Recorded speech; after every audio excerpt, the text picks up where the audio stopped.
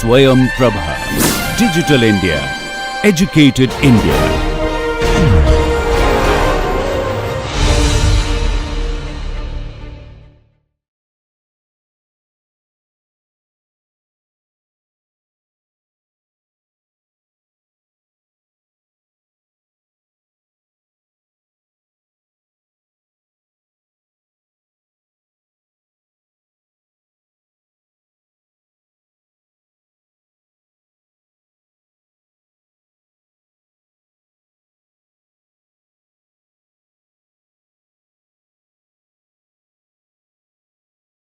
Okay, so let me have your attention, and please take a notebook or a piece of paper and please make notes.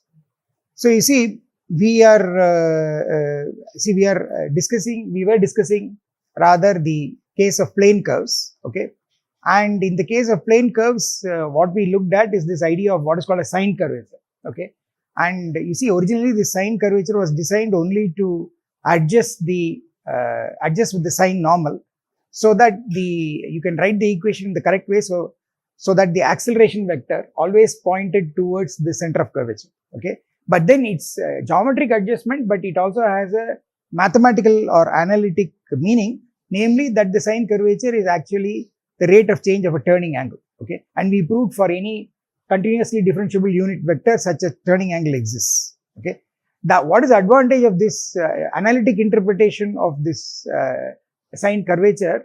The advantage is that you are able to derive the so-called Frenet-Serret differential equations, okay, which give a set of differential equations, two first order differential equations, which you can think of also as, a single matrix differential equation, okay? And it's a first order differential equation, and the solution of that equation is nothing but your curve, okay? So it is the equation of motion of a particle tracing the curve, all right? And of course, it is a unit speed curve, so you must think of a particle traveling at unit speed along that curve, okay? And the equations of motion are given by the Frenet-Serret differential equations, okay? And what is the Frenet-Serret differential equation? Basically, it relates the derivatives of the Frenet-Serret frame with the frame itself, okay? And what are the Frenet-Serret frame members? They are the unit tangent and the unit sine normal. And the sine normal is defined by taking the unit tangent and rotating it anti-clockwise or counterclockwise by 90 degrees. Okay. Now we also use this to say that because this matrix controls the curve, okay, namely this matrix gives the differential equations whose solution is the curve, okay. This is one way of saying that the curve is controlled by its sine curvature. Yeah, if you want a more perfect statement or a more accurate statement, the statement will be that you should allow the curve to be moved by a rigid motion, okay, which is a composition in general of a translation and a rotation. And what happens is, under rigid motion, you see the curvature, the sine curvature will not change. And important thing is the rigid motions will maintain the orientation, so the sign of the curvature will not change. Okay. So for example, the sine curvature changes sign if you take a positively oriented circle and a negatively oriented circle, okay, though the circles may be of the same radius, okay.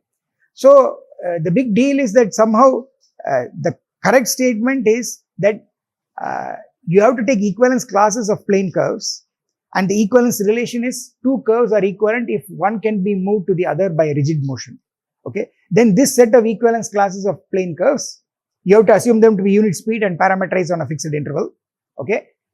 That is in bijection with all possible curvature functions, okay. That is the statement, okay. This is the mathematical way of saying that the curvature, the sine curvature completely determines the curve. And we will see this more generally for three-dimensional space curves. So I'm not proving this now, okay. But I want to say that this sine curvature is the most important thing there, and its analytic interpretation as rate of change of the turning angle of the unit tangent That is what is most important. Okay.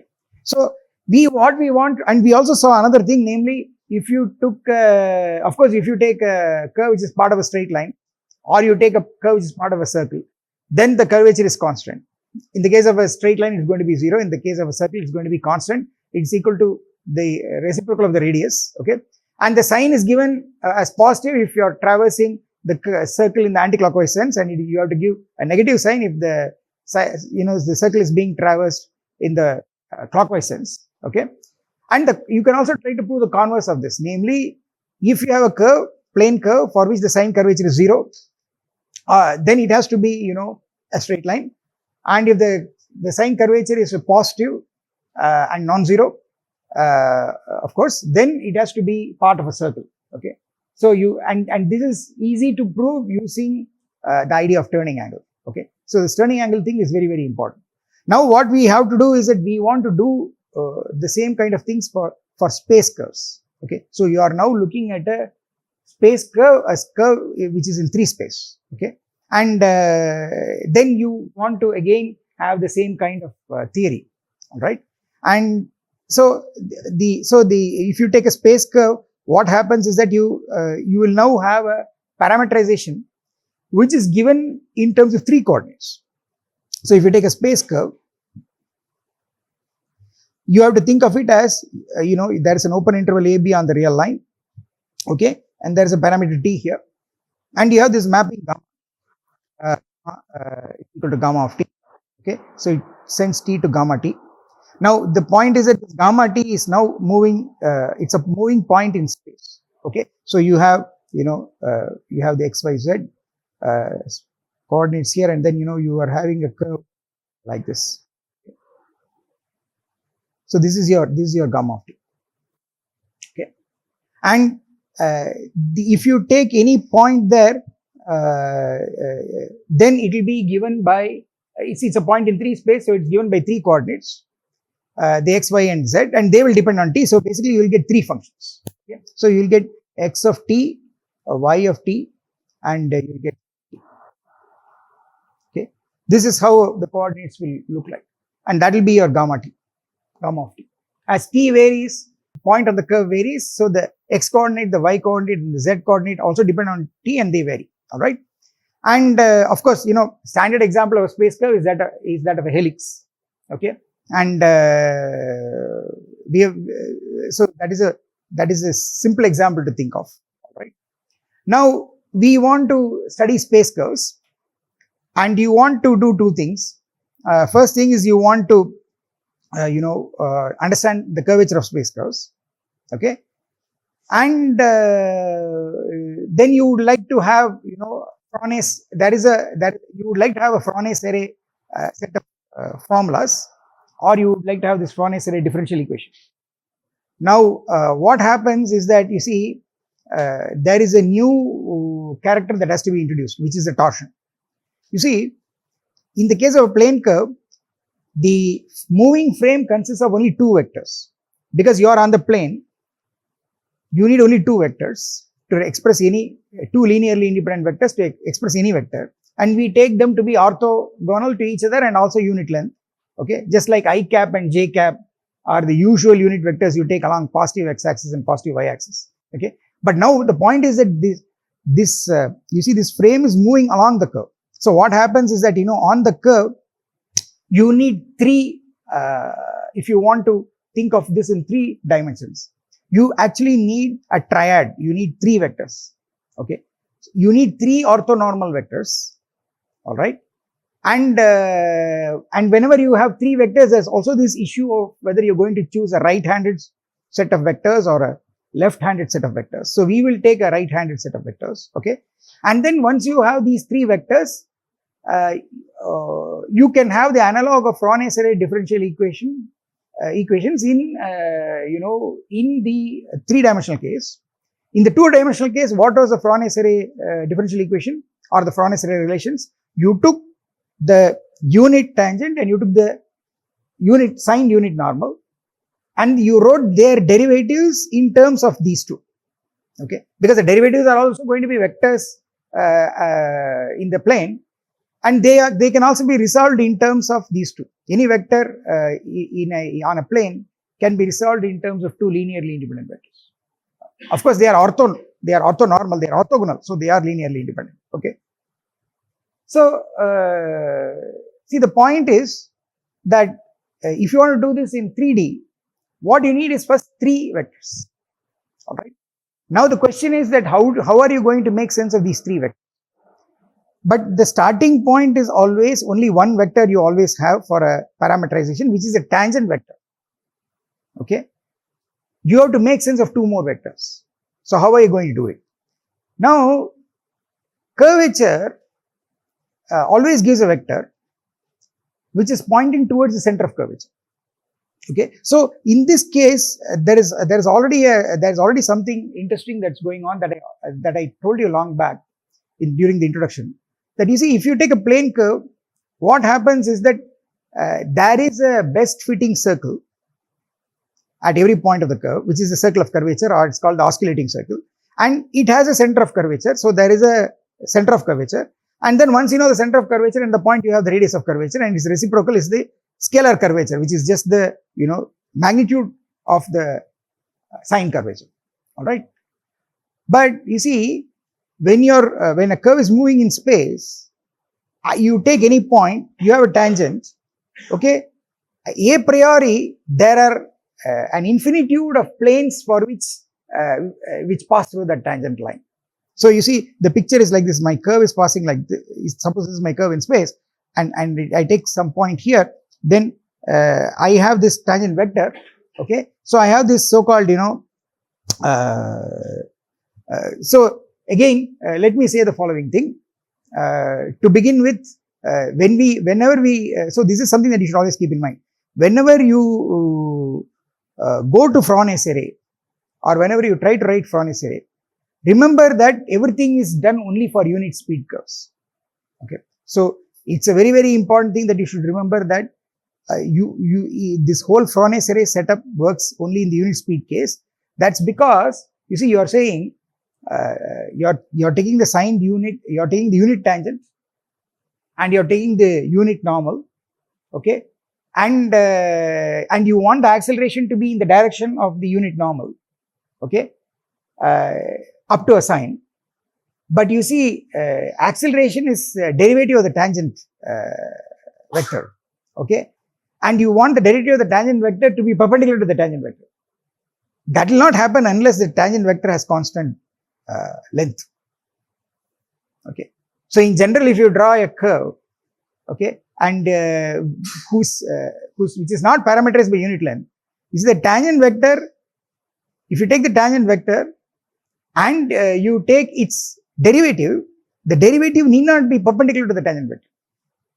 Okay, so you must always be careful that whenever you are looking at a Frenet-Serret kind of situation where you want to apply the Frenet-Serret, you should have only unit speed parameterizations. Okay, so this is something that you should keep at the back of your mind. So so let me say the following thing. For the moment, let me just not worry about parameterization at all. Suppose this is just gamma of t itself. Okay, what happens in the case of a space curve? So you have this tangent. So this is gamma dot t. That is all right. That is a tangent vector. Okay, and this is at suppose this is the point gamma t. Let me write it like this. Let me erase this. Okay, now through this point there are many tangent planes. Okay, after all, through a line if you give me a line in space, there are an infinitude of tangent planes that contain that line. So you will have so if I draw, let me try to draw a picture. Let me see. So I can have a plane like this, and then I can have another plane. I can have one more. Let us say like this. Okay, and I can have one more. That can be many. All right. I can have also. So let me put something here. So I can even have a plane like this if you want. Okay. So you see, I can have many planes, containing that line which contains the tangent direction, all right? And therefore, what should be the circle of curvature? See, it should be a best fitting circle for the curve at that point, and because it is a circle, it has to lie on a plane. It has to lie on a plane. That plane should be a plane which contains the tangent to the curve. That's because the circle of curvature should have the same tangent as the tangent to the curve. So basically what you want is that among these infinitude of planes that contain the tangent direction, there should be exactly one which should contain the circle of curvature. Okay, and again the beauty is that there is one. There is a unique such plane, and that plane is called the osculating plane. There is a particular plane called the osculating plane. Okay, among these infinitude of planes which contain the tangent line, there is only one. That's called the osculating plane, and that contains the circle of curvature. So what is happening in the space curve case is that even before you determine the circle of curvature, you need to determine one plane among the infinitude of planes that contain the tangent line. Okay, and the point is, again, geometry does it. Okay, and you can also justify it by calculus, that there is a osculating plane and it contains the oscillating circle, and you have the center of the circle is the center of curvature. Now so this whole thing can be approached both geometrically, it can also be approached analytically. Okay, and you can use, see, in the case of plane curves, we used plane geometry. If you are now going to do it in the space of, in the case of space curves, you have to use space geometry or 3D geometry, and again you have to use calculus, and you can make sense of all this. I will not go into this. What I want to say is that at this moment, I want you to understand that it is because of geometry which can be justified completely by analytic methods, that there is a special plane at every point of the curve which contains the tangent to the curve, called the osculating plane, and that contains that special circle which is the osculating circle.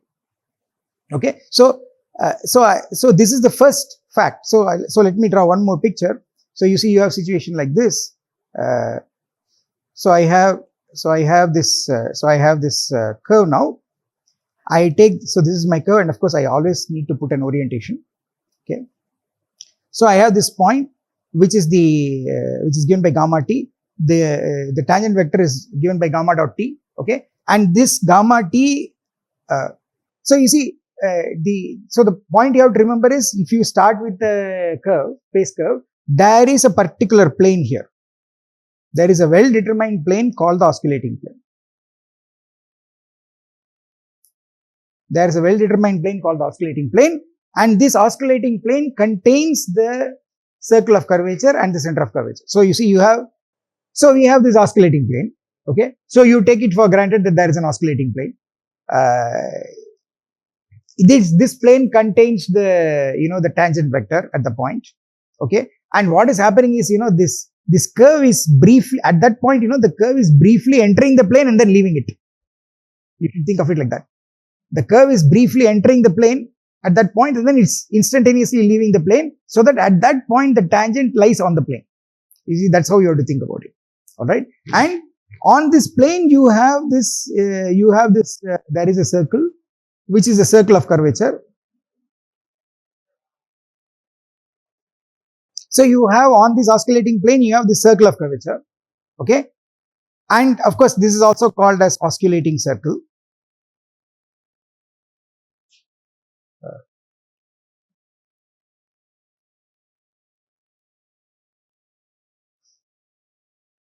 Okay, and there is also a point which is the center of the circle, which is the center of curvature.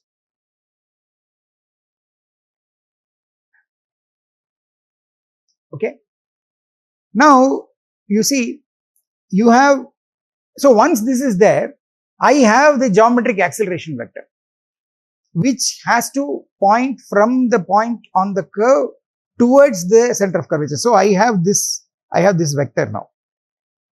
Okay, and you see, therefore what I want to tell you is that, you see, if you start with a parameterized curve, what is originally given to you is only a tangent direction at every point.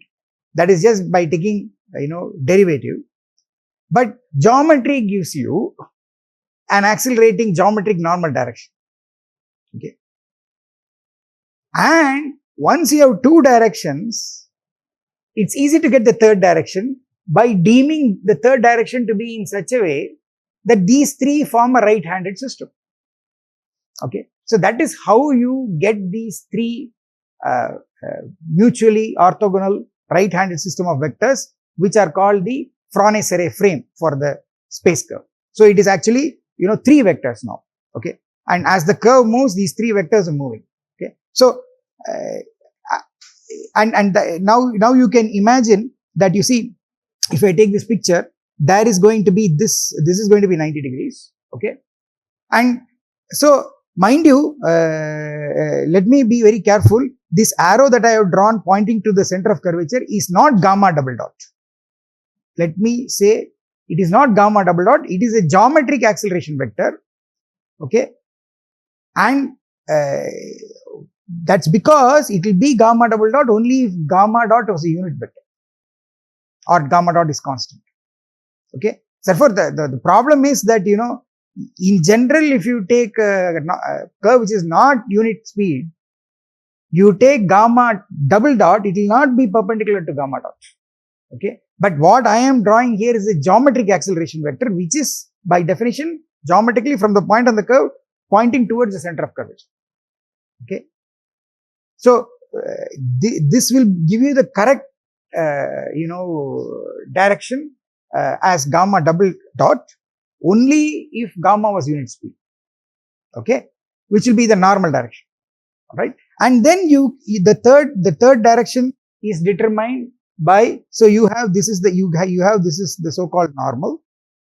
Okay, and then you have a third direction which is going to be given by, so let me use a different color. So you see, maybe even for the normal, let me use a different color.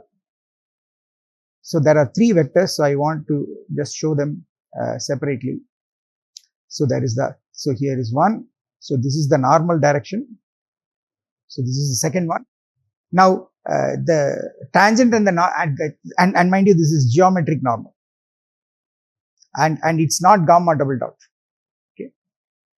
Then the third one is determined by taking the condition that, gamma dot, geometric normal, and the third one, they should be right-handed system. So what you have is you have one more, and so there is a name for it. It is called the binormal. Okay.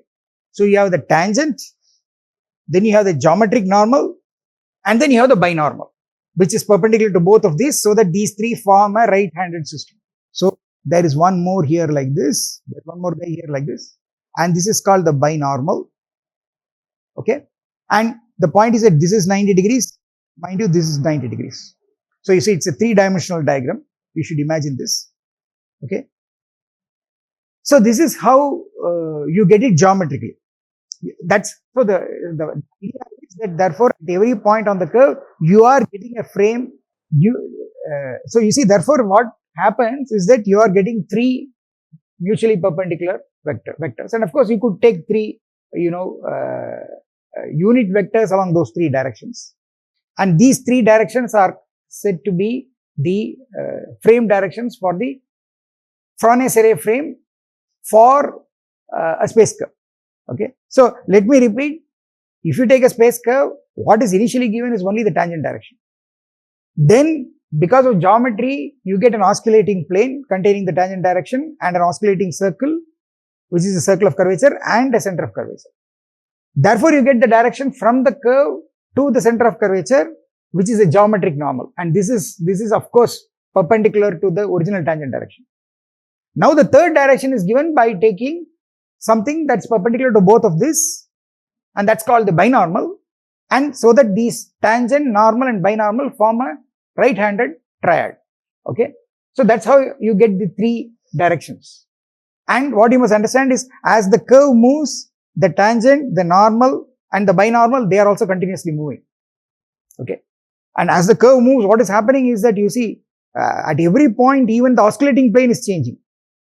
Okay, And as the oscillating plane changes, the circle of curvature on the oscillating plane is also changing. So you see, it's a very dynamic kind of situation. All right. So now the question is that always, whenever you have something geometric, then you have to worry about writing it analytically. Okay. So how do we do this analytically? So so the idea is that if you want to do things analytically, you start using some standardization. Namely, you take a unit speed curve. The advantage of the unit speed curve is the tangent is unit speed. Therefore, the acceleration is always automatically, perpendicular to the tangent. Okay. The derivative of a unit vector is perpendicular to the unit vector. All right. We have already seen that. So you get the normal direction. But then how do you write the normal direction? How do you define the normal direction? Because I always told you that there is always an issue trying to define the normal direction. There is only a normal line. And which of the two will you choose? You see, this is the issue for the case of plane curves, that we had to fix a normal direction as the signed normal. Okay, we said take the tangent and then rotate it 90 degrees counterclockwise and call that the sign normal. Okay, but here which one are you going to take? So the beauty is that you are led by the Frenet-Serret equation that you got in the curve case. See, in the curve case, so let me write this. In the plane curve case, what do we have? See, in the case of a plane curve, you see you have, so this is on the plane, so I'll draw it like this. So you have the curve gamma, let us say, and so we are, of course, I'm going to write Frenet-Serret, so I better use capital gamma of S. Okay. Then at every point I have the gamma dot, that is the tangent vector. Okay, and I'll just call it as t cap of S. Okay. Then there is the sign normal, which is like this. This is ns of S cap.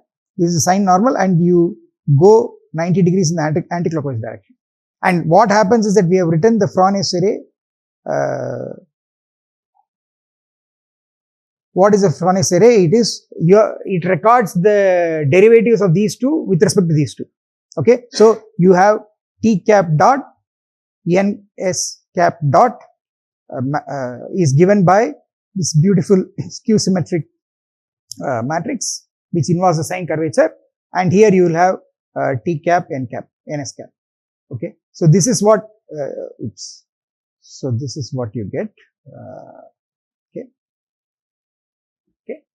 And if you write out what is the normal direction, you see, so t cap dot, if you write it out as two equations, you will get t cap dot is equal to ks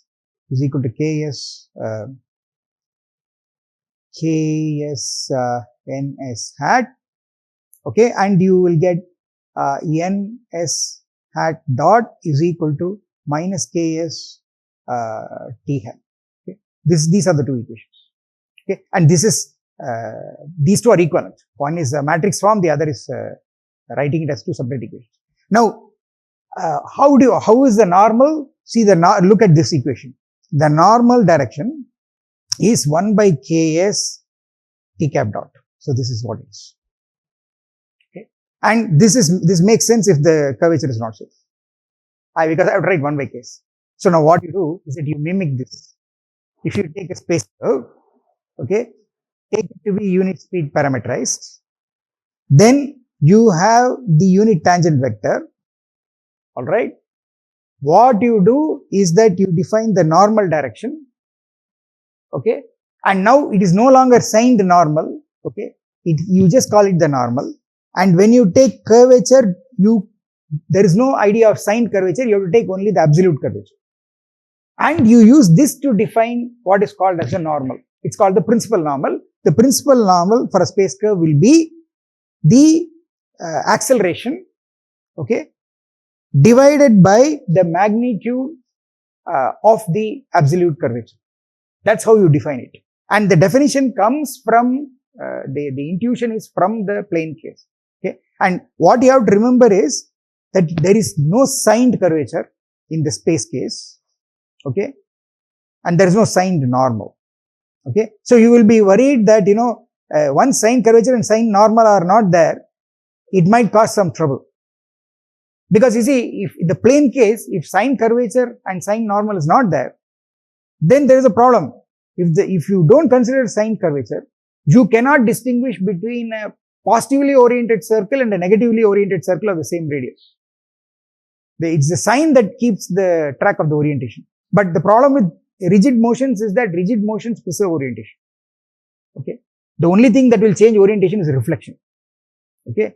So this seems to be somewhat of an issue. Okay. But actually there is this issue is resolved in the following way. What is going to happen is we are going to define one more curvature called the torsion. Okay. And the torsion that you are going to define will have a sign. Okay. And what will happen is the sign of the torsion will determine the left-handedness or the right-handedness. Okay. And that will keep sense of everything. Okay. See, when you have a right-handed system in 3 space, okay, give me any plane and give me any normal. I have a sense. I have an anticlockwise sense recorded on every plane if you give me a normal direction. Okay. So, the right-handedness of the system takes care of everything. And that is controlled by the sign of the torsion, which is going to come up. Okay. And you can guess what it is going to be. The torsion is going to be only the change in the binormal. Alright. That sign will control everything, but you are going to forget the sign for the curvature. So this is what is going to happen in 3D. Okay. And so what you seem to be losing in, forgetting the sign for the curvature is going to be gained by the sign of the torsion. That's what you have to understand ideologically. Okay. So we make the definition. So the definition is motivated by this: for a unit speed space curve gamma of s, okay, we define the principal normal. So it's called the principal normal, okay, and the definition is similar to the signed normal, okay, but with respect to this formula. So let me write it as n. So n hat of s will be 1 by ks t hat dot of s. Okay, so remember there's a dot on the t hat. Okay, so this is going to be the definition, and this definition is just reflection of, it's motivated by the definition in the plane curve case. Again, let me repeat: in the plane curve case, you have n hat subscript capital S, which is sine normal, and on the right side you have ks, which is a sine curvature. When you go to the space curve case, you forget the sign. You take only absolute curvature. Okay. Ks is absolute curvature. It is always greater than or equal to 0. Alright. And because I am dividing by Ks, I have to also put the condition that the curvature is not 0. So, curvature is not 0. So, here is a very, very important thing. You write the principal normal only in the situation where, the curvature is not 0. Okay. So, this is already, the curvature not 0 is a very, very important thing, and you will see that eventually this is also going to come up, because you will not define the torsion unless the curvature is, non-zero. This is like saying that you don't try to define for a plane curve, you don't define curvature where the velocity is 0. For a plane curve, you define curvature, first of all you have to assume that it is regular. That means the velocity has to be non-zero. Only then you define the curvature. And in fact, what is the formula for curvature? If gamma t is the representation, then it's norm gamma dot cross gamma double dot divided by norm gamma dot to the power of 3, and there is in the denominator you have a norm gamma dot that should not vanish. That's why you need regularity. You need the velocity to be non-zero to define curvature for a plane curve. And in the same way, when you go to space curve, we are actually going towards defining torsion, and the torsion is defined only when the curvature is not 0. Okay. So what you are saying is that you could have in the, so you can ask this question that you could have done this for the plane curve, right? But then you should already have had this definition. You should have one of the Frenet-Serret equations already as a definition. It will not be deduced, okay, but it has to be taken as a definition. You could do that. You could actually do that. But the point is, if you make a definition without any geometric intuition, it looks artificial. So the point is that you would like to come to a formula based on some geometric intuition. So that is the only thing. You could, in principle, use the same definition even for a plane curve. The only thing is that the way you define it, it will happen that, you know, the n cap you are defining will be the signed normal, and the k you will be defining will be the sine curvature. It will happen automatically. Okay, all right. So it will happen. All right. The reason why it will happen is because you see this t cap. You see t cap is a unit tangent. Its t cap dot is its derivative, so it's the acceleration vector. Okay, and the acceleration vector has to point in the direction of the geometric normal towards the center of curvature. And what will happen is that, you know, your the sign of ks will be adjusted. The sign of k will be adjusted so that the direction of n cap is correctly controlled. And essentially, you will be, you know, if you want to keep k as always as positive, this n cap will change its direction.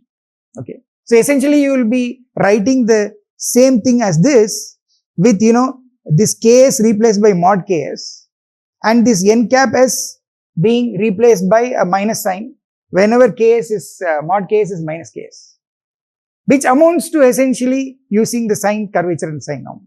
It will happen. Okay, so now, so you have this principal normal, but watch, again important, just like to define, you know, while defining the curvature of a plane curve, the velocity should not vanish.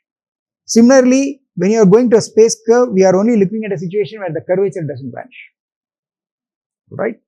And the normal is defined like this, all right? Once the normal is defined, this is called the principal normal. Okay, in the case of plane curve, it's called the sine normal. In this case, it's called the principal normal. Okay. Now you can get the third vector, which is called the binormal, which is going to be a right-handed triad. So you see, so here is another definition. So the definition is, you know, we define the binormal b cap of s to be, you know, so it has to be a unit vector which is perpendicular to both t cap and n cap. Okay, and so that t cap, n cap and this binormal, they form a right-handed triad that, you know, is given by a, therefore given by a cross product. So this b hat s should be t hat s cross n hat s. So this is how you define the binormal. Okay, so what is happening is that you have this kind of picture. So you have this, so this is your gamma of s. Okay, so at every point you have this, you have one vector which is gamma dot of s, which is t cap of s. This is the unit tangent. Then you have this, you have the principal normal. This is n hat of s. Okay, and then you have the third one, which is like this, which is b hat of s. So you have this. This is the frame. This is the orthonormal frame, a triad of three mutually perpendicular unit vectors. Okay, and its right-handed is given because of this cross product.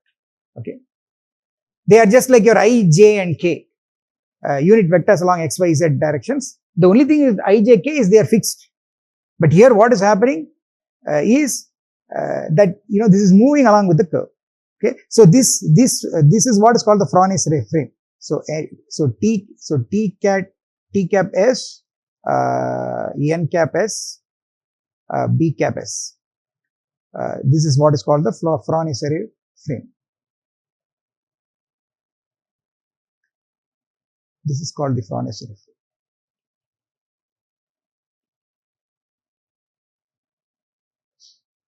Okay. And the Frenet-Serret differential equations will now be how to record how the derivatives of these three behave with respect behave with respect to these three, namely how they can be broken down in terms of these three. So what happens is that, you know, in the 2D plane curve case, what happened? You got this. You got t cap dot n cap dot is equal to 0 k minus k 0 t cap n cap, and I have to put an s. Okay, and guess what is going to happen? So here in the 2D case, the coefficient matrix is skew symmetric matrix and it involves the curvature. Okay, what is going to happen in the 3D case is that one more character is going to enter, and that's going to be torsion. So what will happen is in the 3D case, 3D space curve case,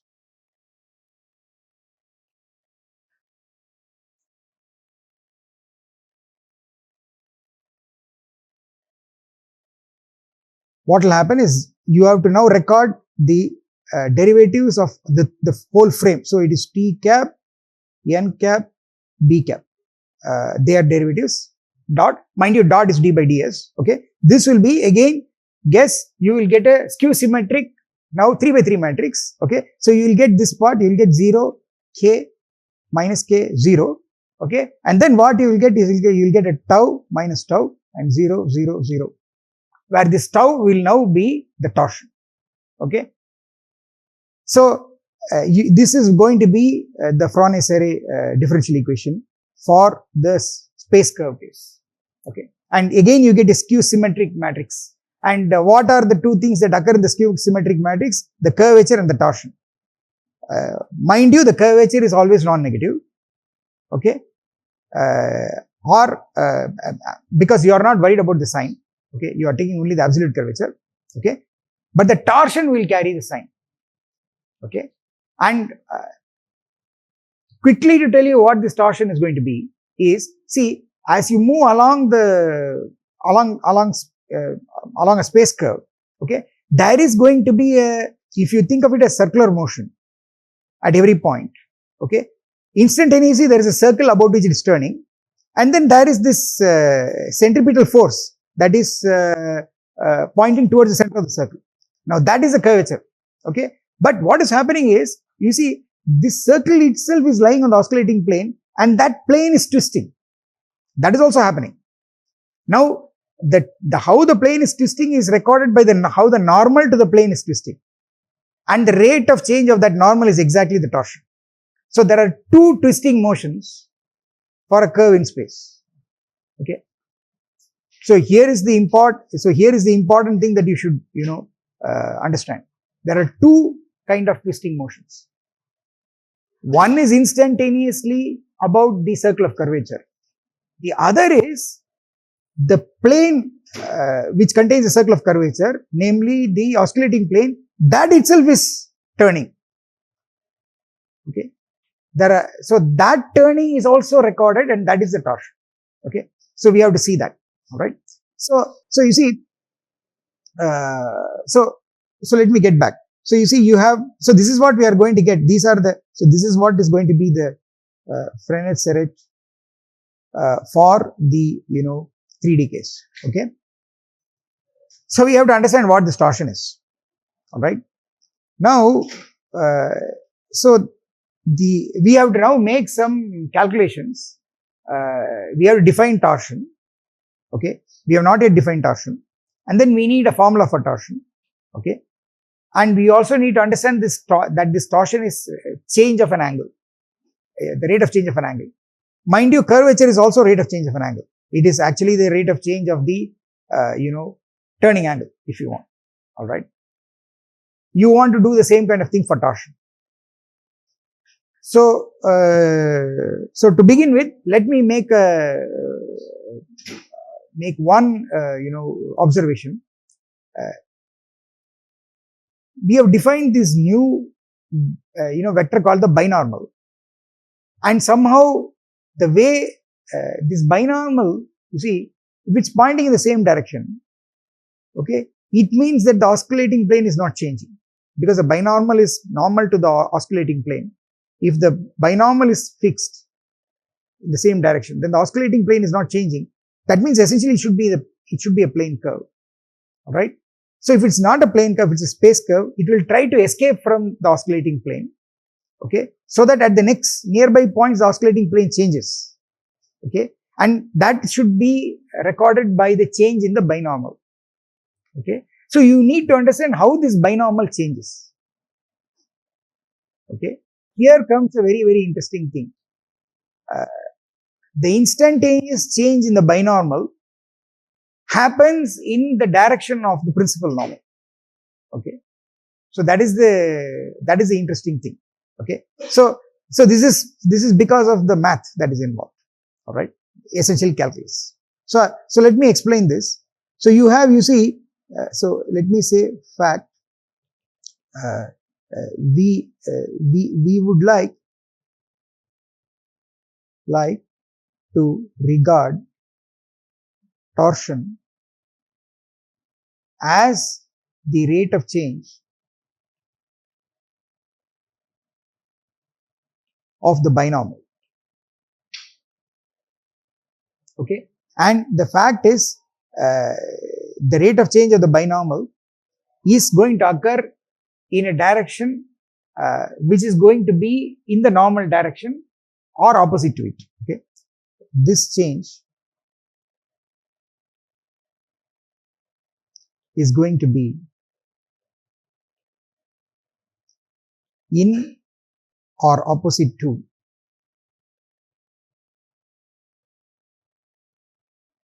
the direction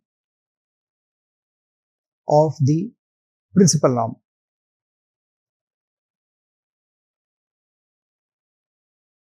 Okay, so you see the change in the binomial is going to be in the same direction or opposite direction, that is parallel to the principal normal. So that is, let me write this. This is the binormal b hat. Its change is b hat dot. Mind you, dot is d by ds. This is going to be a scalar times n hat. Okay, and guess what? This scalar is minus tau, where tau is the torsion. Okay, why is this minus sign put? Because of geometric considerations. Okay, and why is this happening? This is because of mathematical considerations. Okay, so we will justify this in the next lecture. Okay.